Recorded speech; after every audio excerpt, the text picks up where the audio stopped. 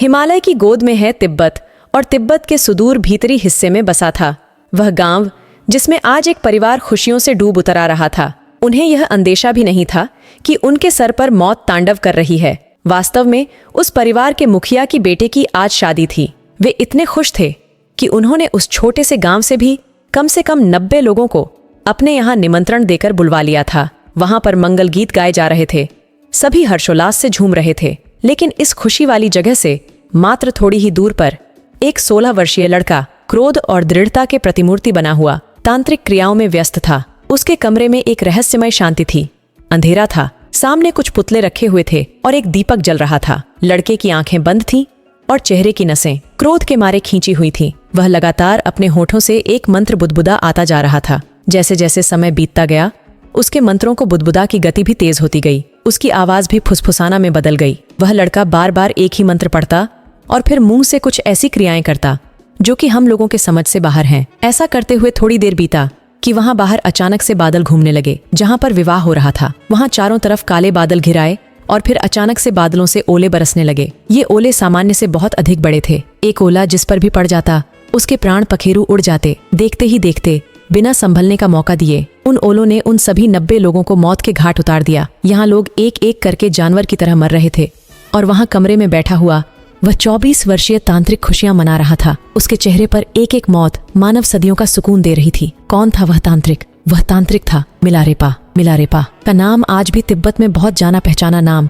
हेनोक हेरुका ने अपनी किताब 100,000 Songs of मिलारेपा में उसके जीवन की बात की है और यह भी बताया है कि उसने 1 लाख गीतों की रचना की थी। तो आखिर यह मिलारेपा कौन था? कैसे इतना खुखार तांत्रिक बना और फिर बाद में उसके जीवन में क्या क्या घटनाएं घटी? आइए इसे हम विस्तार पूर्वक जानते हैं। लेकिन इस कहानी को आगे जानने से पहले आप सबसे इतना ही अनुरोध है कि आप कृपया इस वीडियो को लाइक करके हमारे चैनल को सब्सक्राइब कर दीजिए। तो नमस्कार, आइए आपका कहानी में स्वागत है। तिब्बत के सुदूर भीतरी हिस्से के गांव में एक बड़ा ही संपन्न परिवार रहा करता था। परिवार में खुशहाली थी और किसी भी तरह की दिक्कत नहीं थी। वह परिवार अपनी संपन्नता के साथ साथ अपनी प्रसन्नता के लिए भी जाना जाता था। परिवार में पति पत्नी थे और 2 बच्चे थे, एक बेटा और एक बेटी। सब कुछ सही चल रहा था, लेकिन तभी एक दिन आकस्मिक रूप से उनके सर पर पत्ती का ठिकरा फूट पड़ा। वे कहते हैं ना कि बुरा समय किसी की प्रतीक्षा नहीं करता। परिवार का मुखिया असमय ही किसी कारण मृत्यु को प्राप्त हुआ। उस समय के समाज में स्त्री को मुखिया माना नहीं जाता था और बच्चे अभी बहुत छोटे थे। तो उस परिवार का क्या होगा, ये एक बड़ा प्रश्न बनकर सामने आ गया। जो व्यक्ति मरा था उसका एक भाई था। उसने अपनी भाभी और दोनों भतीज से कहा कि तुम लोग मेरे साथा कर रहे हो, मैं तुम्हारी संपत्ति की देखरेख करूंगा और जब बच्चे बड़े हो जाएंगे तो मैं उन्हें दे दूंगा। तब लोग बड़े भोले भाले होते थे, कही हुई बातों में विश्वास कर लेते थे। उस मरे हुए व्यक्ति की पत्नी ने अपने देवर की बात पर विश्वास कर लिया और अपने बेटे और अपनी पुत्री को लेकर उसके पास रहने को चली आई। पहले तो वह व्यक्ति बड़ा ही प्रसन्न मुख होकर उन लोगों के साथ अच्छा व्यवहार रखता, उन्हें सम्मान की दृष्टि से देखता और बड़े ही इज्जत के साथ उनसे बात करता। लेकिन धीरे धीरे जब उसने पूरी संपत्ति अपने नाम करा ली तो फिर वह उन लोगों के साथ अपने वास्तविक व्यवहार पर आ गया। वह उनसे नौकरों की तरह व्यवहार करने लगा। वह कभी कभी लड़के की माँ के साथ बदतमीजी भी कर देता और बहन को भी मारता पीटता रहता था। लड़का यह सब देखकर क्रोध से भरा रहता। वह धीरे धीरे युवा हो रहा था, उससे यह सब बर्दाश्त नहीं था। लेकिन उसका चाचा अब संपत्ति पाकर एक बड़ा आदमी हो गया था, इसलिए वह सीधे उस पर कोई प्रहार कर भी तो नहीं सकता था।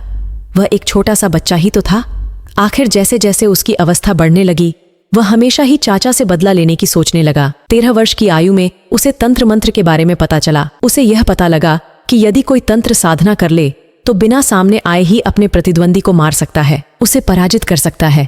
वह 13 वर्षीय बालक अपने घर को छोड़कर तंत्र मंत्र की साधना के लिए बाहर निकल गया।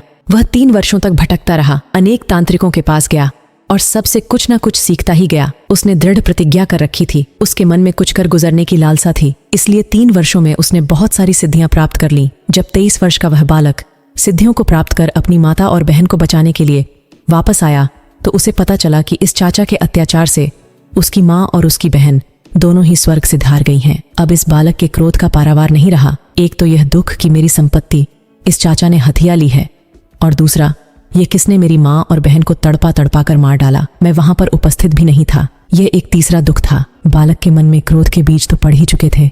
वह सही समय की प्रतीक्षा में था और वह सही समय आया चाचा के लड़के के विवाह के समय उसने देखा कि चाचा अपने लड़के का विवाह उसकी ही संपत्ति से बड़े ही जोशो खरोश के साथ कर रहा है। वह नहीं चाहता था कि इस परिवार में कोई खुशियां व्याप्त हों, इसलिए उसने विवाह का दिन चुना। वह जानता था कि गांव के सभी लोग इस बात को भली भांति जानते हैं कि यह संपत्ति मेरी है, लेकिन फिर भी जैसे ही इसने संपत्ति त्याली वैसे ही गांव के लोग इसके पक्ष में हो गए। इस कारण से उस लड़के के मन में अपने गांव वालों के प्रति भी भयंकर क्रोध था। वह ऐसे ही समय की प्रतीक्षा में था जहां पर पूरा गांव एक साथ इकट्ठा हो। लड़के की शादी में जब उस चाचा ने पूरे गांव को निमंत्रण दिया तो वह इतना संपन्न था कि कोई भी उसके निमंत्रण को ठुकरा नहीं सका, और लड़का उसी दिन अपनी तंत्र विद्या से ओले बरसाक उन सभी को मार डालता है। जब लड़के ने अपनी तांत्रिक विद्या से उन सभी को मौत के घाट उतार दिया तो पहले तो उसे बहुत सुकून मिला, उसका प्रतिशोध पूर्ण जो हो गया था। लेकिन धीरे धीरे समय गुजरने के साथ ही उसका मन पश्चाताप और ग्लानि से भरने लगा। वह बार बार यही सोचता कि मुझे ऐसा नहीं करना चाहिए था, मुझे क्षमा कर देना चाहिए था, क्योंकि क्षमा से बढ़कर और कोई भी शक्ति नहीं है। वह इसी ग्लानि में गलता हुआ अपने हृदय को समझाता बुझाता, लेकिन जब उसके कलानी असह्य हो उठी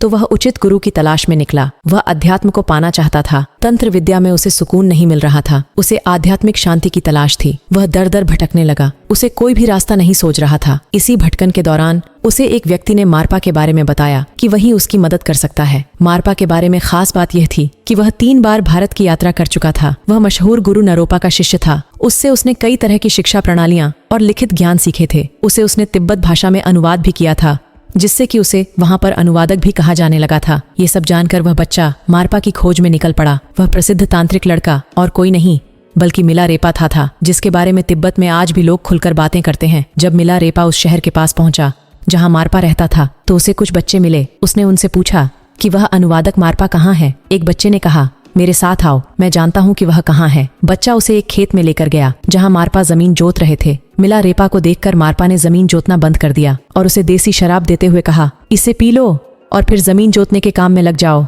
मिलारेपा ने शराब पी और जुताई के काम में लग गया। कुछ देर बाद मारपा तो वहां से चला गया, लेकिन वह बच्चा वहीं खड़ा रहा। जब मिलारेपा ने जुताई का काम पूरा कर लिया तो वह वहीं एक तरफ हैरानी से भरा खड़ा हो गया, क्योंकि उसे पता ही नहीं था कि अब क्या करना है। तब वह बच्चा उसके पास आया और बोला, अब तुम अंदर आ सकते हो। वह बच्चा उसे मारपा के घर में ले गया। तब उसे एहसास हुआ कि वह दरअसल मारपा का ही बेटा था। फिर मारपा ने मिलारेपा से कई तरह की शारीरिक गतिविधियां करवाई। कुछ देर के बाद मिलारेपा ने झुककर मारपा से कहा, मैं आपसे धर्म की दीक्षा चाहता हूँ। मैं एक ऐसी प्रणाली, ऐसी क्रिया की तलाश में हूँ जो मुझे इसी जन्म में ज्ञान दे दे और मेरे बंधन को तोड़ दे। मैं अगले जन्म के फेर में नहीं पड़ चाहता हूँ। मैं आपको अपना शरीर, अपना दिमाग और अपनी बोली सब कुछ अर्पण करता हूँ। कृपया इसके बदले में मुझे खाना, कपड़े और ज्ञान दें। यह वाकई एक खूबसूरत बात मिलारेपा ने कही थी।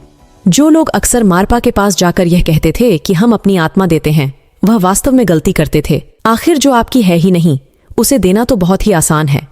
उसे कह देना कि वह मैं आपको देता हूँ, कितना आसान है। लेकिन जो आपके पास है उसे देना बहुत ही मुश्किल है। अगर आप अपने गुरु को कुछ समर्पित करना चाहते हैं तो अपने शरीर, दिमाग और बोली से बढ़कर कुछ और हो ही नहीं सकता है। मिलारेपा की बात सुनने के बाद मारपा ने उसकी ओर देखा और फिर उससे कहा, तुम अपना शरीर, दिमाग और बोली मुझे दे रहे हो, इसके बदले में मैं तुम्हें खाना और रहने की जगह ही दे सकता हूँ। ज्ञान के लिए तुमको किसी और को देखना होगा, या तो फिर मैं तुमको ज्ञान दे सकता हूँ और रहने व खाने का अपना इंतजाम तुमको कहीं और से करना होगा। ये तो तुम्हारी इच्छा पे है। ये सब सुनकर मिलारेपा ने कहा, ठीक है, मुझे आपसे ज्ञान चाहिए, मैं अपने खाने और रहने का बंदोबस्त कर लूंगा। इतना कहकर वह बाहर भिक्षा मांगने के लिए चला गया। मिलारेपा एक जोशीला व्यक्ति था और जो भी करता था उसमें कुछ ज्यादा ही कर बैठता था। वह बाहर भिक्षा मांगने चला गया और काफी दूर दूर तक भीख मांग करके बोरे में गेहूं जमा कर लिया। दरअसल वह एक ही बार में साल भर का खाना जमा कर लेना चाहता था, ताकि मारपा के साथ बैठकर धर्म और ज्ञान की बातें सुकून के साथ सीख सके। उसने बहुत सारा गेहूं जमा कर लिया, जिसमें से थोड़ा गेहूं बेचकर उसने खाना बनाने के लिए पारंपरिक 4 मोट वाला तांबे का एक बर्तन खरीदा। गेहूं के भारी बोझ के साथ वह मारपा के घर वापस आया और धड़ाम की आवाज के साथ उसने गेहूं का बोरा नीचे रखा। जब मारपा ने यह आवाज सुनी तब वह दोपहर का खाना खा रहा था। वह खाना खाते हुए बीच में से उठकर बाहर आया और बोला, लगता है तुम बेहद गुस्से में हो। इस गेहूं के बोरे और बर्तन की आवाज से तुमने पूरे घर को दहला दिया। लगता है कि अपने चाचा के घर की तरह तुम इस घर को भी बर्बाद कर दोगे। बस बहुत हो गया, अब निकल जाओ यहाँ से। ये सुनकर मिलारे गिड़गिड़ लगा, आपने मुझसे अपना खाना लाने को कहा था तो मैं ले आया, लेकिन यह बहुत भारी था, इसीलिए रखते समय मुझसे ये संभल नहीं पाया और धम से बोरा नीचे आ गिरा। मारफ ने कहा, नहीं, तुम्हारे रखने का तरीका सही नहीं था। तुम खाने को इस तरह फेंक नहीं सकते। इन सभी बातों का हमेशा ध्यान रखा जाना चाहिए, लोगों के व्यवहार का। इसी से समझ आता है कि वे कैसे बैठते हैं, कैसे खड़े होते हैं, कैसे चीजों को रखते हैं और किन बातों को किस तरह से लेते हैं। इसलिए मारपा ने कहा कि अब कुछ भी नहीं हो सकता है। तुमने बोरे को ठीक तरीके से ना रखकर उसे फेंका, इसलिए या तो तुम यहां से बाहर जाओ या यहां रहकर पहले मेरे घर के काम करो, फिर मैं तुम्हें सिखाऊंगा। कई सालों तक ऐसा ही चलता रहा। मिला रेपा घर का काम करता और दूसरे शिष्य आते और वहां चीजों को सीखकर लौट जाते। मिला रेपा को ना तो कोई दीक्षा मिली और ना ही कोई सीख। हालांकि बीच बीच में वह सत्संग के दौरान छिपकर उसके बीच पहुंच जाता और चाहता कि उसके गुरु से कुछ शिक्षा उसे भी मिले। लेकिन जब भी वह छिपकर वहां पहुंचता, तब तक मारपा को पता चल जाता और वह अपने शिष्यों के साथ मिलकर उसकी पिटाई कर देता। ऐसा ही बहुत समय तक चलता रहा। मिला रेपा छिपकर बैठता और मारपा उसकी पिटाई करवा देता। धीरे धीरे जब बहुत समय गुजर गया तो आखिर एक दिन मिला रेपा ने मारपा की पत्नी दमेमा से याचना की। दमेमा मिला रेपा के प्रति एक मां की तरह सहानुभूति रखती थी। उसने मारपा से कहा कि आप इसे कुछ सिखा क्यों नहीं देते हैं, यह बहुत समय से हमारी सेवा कर रहा है। अपनी पत्नी की बात को सुनकर मारपा ने कहा, यदि यह मेरे बेटे के लिए एक 3 कोने वाला घर बना देगा तो मैं इसे अवश्य ही शिक्षा दूंगा, लेकिन शर्त यह है कि इसे घर को अकेले ही पूरा करना है, उसमें किसी की भी सहायता नहीं लेनी है। मिला रेपा यह सुनकर शर्त को मान गया और घर बनाने में लग गया। उसने दिन रात एक कर दिया। उसने अपने मेहनत से 3 कोने वाला घर कुछ ही महीनों में बनाकर तैयार कर दिया। हालांकि इस दौरान उसका शरीर बुरी तरह से थक गया था और जगह जगह से कट भी गया था। लेकिन जैसे ही 3 कोने वाला घर बनकर तैयार हुआ तो मारपा ने कहा, मुझे ये घर अच्छा नहीं लग रहा है, अगर इसमें 4 कोने होते तो बराबर दिखता। मिला रेपा फिर से अपने काम में लग गया। कुछ महीने के बाद उसने 4 कोने वाला घर बना दिया। फिर मारपा ने कहा कि यदि इस घर की बुर्ज 60 फीट ऊंची होती तो कोई बात भी होती। मिला रेपा एक बार फिर से अपने काम में लग गया। वह काम पूरी करता और मारपा उसे कुछ दूसरा काम बता देता। इसी बीच यह भी चलता रहा कि मिला रेपा छिप छिप कर सत्संग सुनने की कोशिश करता और उनके शिष्यों द्वारा पीटा जाता और बाहर आ जाता। जब मिला रेपा ऐसा करते हुए बहुत समय व्यतीत कर देता है तो एक दिन पुनः गुरु पत्नी के पास जाता है और कहता है कि मेरी उम्र अब ढलने लगी है, मैं बूढ़ा होने लगा हूँ, लेकिन फिर भी मुझे कोई ज्ञान नहीं मिला है, अब आप ही कुछ कर सकती हैं। तब गुरु की पत्नी ने एक दूसरा उपाय निकाला। उसने मारपा के नाम से एक चिट्ठी तैयार की और मारपा के ही हस्ताक्षर करके मिला रेपा को देते हुए कहा कि इसे लेकर तुम एक भिक्षुक के पास चले जाओ, वह भी तुम्हें आध्यात्मिक शिक्षा दे सकता है। बस उसे यह कहना कि मेरे गुरु ने यह चिट्ठी दी है जिसके कारण कि तुम मुझे सिखा सकते हो। भिक्षुक वह चिट्ठी पढ़कर मिला रेपा को सिखाने लगा, लेकिन वह जब भी सिखाता मिला रेपा के मन में कुछ जाता ही नहीं था। शिक्षा का कोई प्रभाव नहीं पड़ रहा था। तब भिक्षुक ने कहा कि ऐसा पहले कभी हुआ ही नहीं, जरूर तुम्हारे साथ कोई दिक्कत है। तभी वहां पर मारपा भी आ गया। उसने भिक्षुक को फटकार हुए कहा कि मेरे द्वारा दीक्षा दिए जाने वाले शिष्य को तुम किस तरह से दीक्षित कर सकते हो, यह गुरु धर्म के विपरीत है। तब भिक्षुक ने वह चिट्ठी दिखाई और कहा कि यदि यह चिट्ठी तुम्हारी नहीं है तो वही यह गलती है जिसके कारण मिला रेपा कुछ सीख नहीं पा रहा है। जब मारपा के सामने मिला रेपा का झूठ प्रकट हो गया तो मिला रेपा के मन में बड़ी ग्लानि हुई। वह अपने हृदय में इतना गल गया कि आत्महत्या के विचार से वहां से चला गया। मारपा ने अपनी पत्नी और उस भिक्षुक से कहा, मैं उसे बहुत समय से इसलिए नहीं सिखा रहा था क्योंकि उसके मन में अहंकार था। वह बार बार चोरी छिपे ध्यान भी लेना चाहता था। वह निश्चल हृदय का नहीं हो पाया था। हालांकि आज उसको जब ग्लानि हो रही है तो उसका हृदय पवित्र हो गया है। अब मैं उसे अवश्य ही ज्ञान दूंगा। तब वह मिला रेपा को खोजकर उसे वापस लाया और दीक्षा देने लगा। कुछ समय के बाद मिला रेपा जब पूर्ण रूप से दीक्षित हो गया तो मारपा ने उसे कहा कि अब तुम डाकिनी साधना करो, एक कमरे में बैठकर दिए गए मंत्र के साथ तुम डाकिनी का ध्यान करो। मिला रेपा ऐसा ही करने लगा। 3 दिन बीत गए। कमरे का अंधेरा और मिला रेपा का वह मंत्र, केवल यही